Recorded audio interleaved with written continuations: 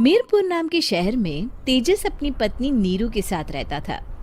पति पत्नी दोनों ही नौकरी करते थे। एक दिन तेजस गांव अपनी माँ के पास फोन करता है। हेलो, प्रणाम माँ। जीते रहो माँ, तुम दादी बनने वाली हो हैं? अरे वाह, ठीक है बेटा, मैं कल ही आती हूँ। जब माँ जी शहर पहुंची तो बेटे बहू ने बहुत अच्छे से स्वागत किया। लीजिए माँ जी, चाय। अरे गर्मा गर्म पकोड़े ले आओ माँ के लिए। नीरू रसोई में गई और 2 मिनट में ही पकोड़े ले आई। जी ये लीजिए। बहू जादू से बनाए हैं क्या? अभी तो रसोई में गई थी। यम्मी। माँ जी, शीला रसोई में पकोड़े तल रही है, मैं बस लेकर आई। हे भगवान, मेरा धर्म भ्रष्ट कर दिया तूने। अब तो गंगा जल से शुद्धिकरण करना होगा। दूसरे दिन, माँ जी मैंने नाश्ता बना दिया है, ऑफिस जा रही हूँ। पर अभी तो घर का सारा काम पड़ा है। शीला आती ही होगी, झाड़ू पोछा बर्तन कपड़े वो सब कर लेगी। हमारे जमाने में घर का सारा काम हम ही करते थे। जी माँ जी, आप बहुत होशियार हैं, मैं घर ऑफिस दोनों नहीं संभाल पाती। तो जरूरत क्या है घर से बाहर जाकर चाकरी करने की? वैसे भी घर का काम खुद करने से घर में बरकत आती है, समझी? पर माँ जी। पर वर कुछ नहीं, इस महीने की पगार मिले फिर ऑफिस बंद है। हाँ। रात को नीरू तेजस से कहती है, सुनिए जी, माँ जी बोल रही थी कि मैं नौकरी छोड़ दूं। वैसे ठीक ही तो है, अभी तुम्हें आराम की जरूरत है। फिर भी आराम कहाँ, शीला को छुड़ाने के लिए बोल रही थी। तो अब 24 घंटे में इतना काम तो कर ही सकती हो। पर जॉब पसंद है मुझे, घर पर मन नहीं लगेगा। अगले दिन जब दोनों ऑफिस के लिए निकल रहे थे, मेरी तो कोई कीमत ही नहीं है इस घर में। माँ जी, आजकल महंगाई बहुत है, रहन सहन भी बदल गया है, दोनों नौकरी करते हैं तभी ठीक रहता है। अच्छा, तू कहना क्या चाहती है? मेरा बेटा तुझे बिठा के खिला नहीं सकता? तू ही इस घर का खर्च चला रही है, हैं? नहीं माँ जी, मेरा वो मतलब नहीं था। मतलब खूब समझती हूँ, ये बाल धूप में सफेद नहीं किए मैंने। हाँ।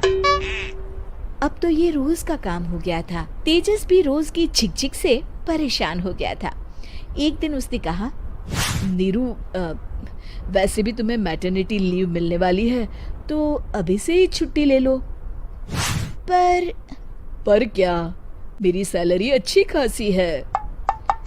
आखिर नीरू ने रिजाइन कर दिया। जब बच्चा हुआ तो घर में सब बहुत खुश हुए। कुछ दिनों बाद तेजस फाइल देख रहा था। क्या हुआ तेजस, कुछ परेशान लग रहे हो? हाँ, वो हमारी जितनी सेविंग्स थी वो तो हॉस्पिटल में और छठी के फंक्शन में खत्म हो गई है नीरू। और अभी वैसे मंदी चल रही है तो मैं बोल रही थी कल मुन्ना को हेपेटाइटिस का टीका लगवाना है। नीरू, क्या पोस्टपोन नहीं कर सकते? नहीं जी, बिल्कुल नहीं। अब तेजस को समझ में आ रहा था कि उससे गलती हुई है। पैसों की कमी का असर घर के माहौल पर भी पड़ रहा था। अगले दिन, बेटा मेरा चश्मा और ये दवाइयाँ ले आना, पर्चा देते हुए माँ जी ने कहा। जी। तेजस, मुन्ना के लिए दूध का डिब्बा और डायपर भी ले आना, और ये किराने के सामान की लिस्ट है, इसे भी लाना है। तेजस गुस्से में लिस्ट मरोड़कर फेंकता है और चिल्लाता है, पैसे क्या पेड़ पर उगते हैं? ये ले आना, वो ले आना। अरे पर ये जरूरत का सामान ही है। वो गुस्से में बिना कुछ कहे ऑफिस चला गया। अरे लंच तो ले जाइए। नीरू दौड़कर डिब्बा पकड़ाती है। एक दिन खाना खाने के बाद, नीरू, अब तो मुन्ना कुछ बड़ा हो गया, तो अब तुम वापस ज्वाइन कर लो ना जॉब। पर इस रिसेशन में जॉब मिलना बहुत मुश्किल है। ट्राई तो करो। फिर मुन्ना, माँ जी है ना, और एक फुल टाइम मेड भी लगा लेंगे। पर माँ जी, उन्हें तो पसंद नहीं। तभी माँ जी वहाँ आ जाती है और प्यार से नीरू के सर पर हाथ फेरते हुए बोलती है, अब मेरी समझ में आ गया बहू, पहले के और अब के समय में अंतर है।